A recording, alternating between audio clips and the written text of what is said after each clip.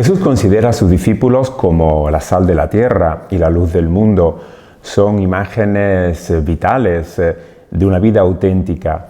Pues bien, Jesús ahora enseña a sus discípulos de qué manera se puede ser esa sal y esa luz. Y Jesús empieza apartando algunas dudas que hayan podido crearse en la mente de los discípulos cuando ha proclamado las bienaventuranzas.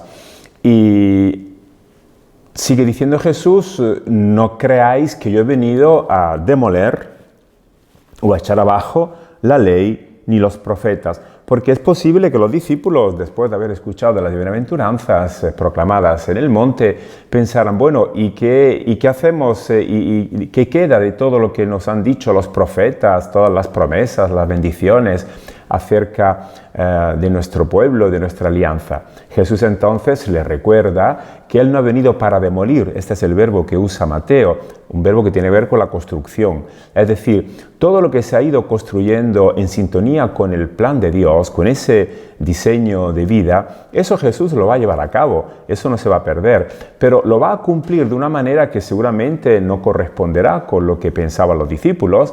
Ellos creían que las promesas se tenían que realizar para que Israel fuera la nación más grande de la tierra, el pueblo más importante. Para Jesús ya no hay pueblos importantes más que otros, ni naciones primeras, sino que el cumplimiento tiene que ver, ese cumplir la ley y los profetas, tiene que ver con un plan de plenitud de vida para todas las gentes. Esa es la realización de Jesús. Por eso Él no ha venido a echar abajo, sino a dar cumplimiento. Claro, todo lo que no está en sintonía con ese plan de Dios, con ese diseño, se queda atrás y se pierde.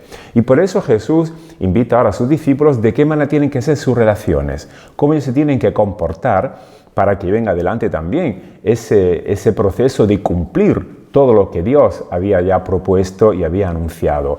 Y les pide entonces que sean fieles al mensaje de las bienaventuranzas, que son los mandamientos de Jesús. Por eso añade el evangelista: el que se exima de uno solo de esos mandamientos, dice Jesús, mínimos, y los enseña así a los hombres, será llamado mínimo en el reino de Dios. En cambio, el que los cumpla y enseñe, ese será llamado grande en el reino de Dios. Para Jesús, sus mandamientos mínimos son esas exigencias de las bienaventuranzas, el trabajo por la paz, la misericordia, la transparencia de vida. Y claro, cuando uno acoge esa propuesta y lo enseña, dice Jesús, pertenece al reino, forma parte de este programa, de este proyecto, de esta realidad nueva. El cambio, el que olvida o el que no está dispuesto a acoger esas enseñanzas, pues está excluido, se queda fuera.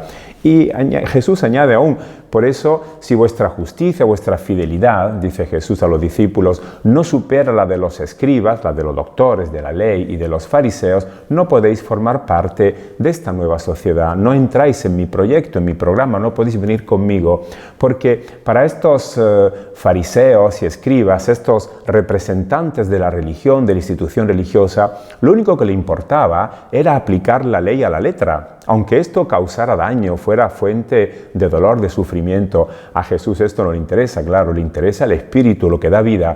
Por eso Jesús pone en guardia a sus discípulos: si quieren ser esa sal y esa luz del mundo, no se pueden comportar como la gente religiosa que aplica solamente la letra, aplica la norma a la letra, el precepto de una manera brutal, aunque esto cueste dolor y sufrimiento. Ellos tienen que superar esa manera de entender la fidelidad a la ley o la justicia como una apertura al espíritu, a trabajar por el bien y por la felicidad de los demás. Y ahora Jesús empieza como maestro a recordarles entonces ese crecimiento que tienen que hacer, ese proceso que tienen que llevar adelante para manifestarse como verdadera sal, como verdadera luz. Jesús pone en dicho todo lo pasado, se aleja de las tradiciones del pasado. Jesús es un maestro que no viene a repetir las doctrinas o las tradiciones que ya han dicho otros, sino que viene a proponer algo nuevo.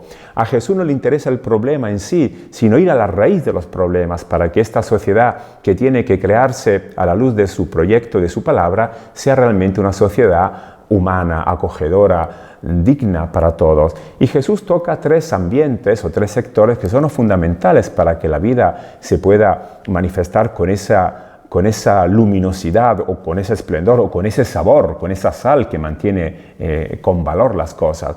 Jesús toca el contexto, el sector de la comunidad. Si tu hermano tiene algo contra de ti, Luego el sector de la vida conyugal, el adulterio, el repudio. Y por último el sector a nivel social, eso de hacer juramentos o de tener que demostrar la palabra con una serie de compromisos. Pues bien, Jesús dice de qué manera hay que comportarse tomando la distancia de la ley. Jesús dice: os han enseñado que se mandó a los antiguos: no matarás, y si uno mata será condenado por el tribunal. Pues yo os digo, todo el que esté peleado con su hermano será condenado por el tribunal. Para Jesús no se trata de aplicar un precepto negativo que uno no tenga que matar, sino se trata de tener relaciones positivas donde la persona se sienta siempre respetada.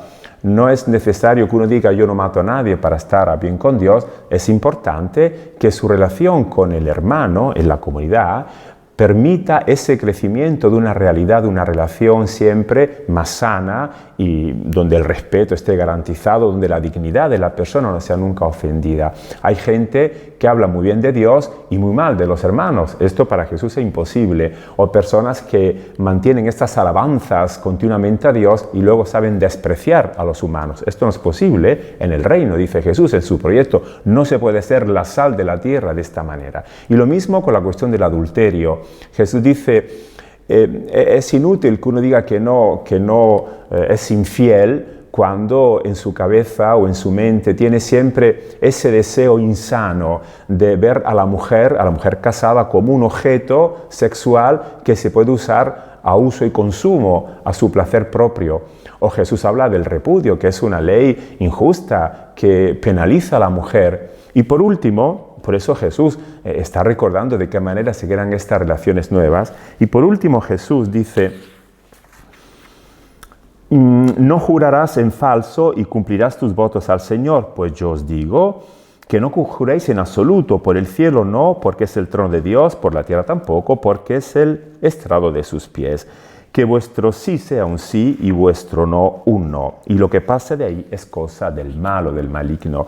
Jesús dice que los discípulos tienen que ser personas transparentes, no tienen necesidad de jurar nada para ser creíbles. Su comportamiento demuestra que son personas de fiar. De esta manera Jesús dice que la relación que la comunidad tiene que tener con el exterior tiene que ser en sintonía con esa transparencia. Es muy triste ver que hoy los políticos juran sobre una Biblia, todo lo contrario de lo que Jesús ha dicho. Se ve que en su compromiso no hay ninguna garantía de ser fieles a lo que quieren decir. Por eso, esta manera nueva con la que Jesús enseña, como se demuestra su maestría, su enseñanza con autoridad, sirve para crear relaciones humanas nuevas.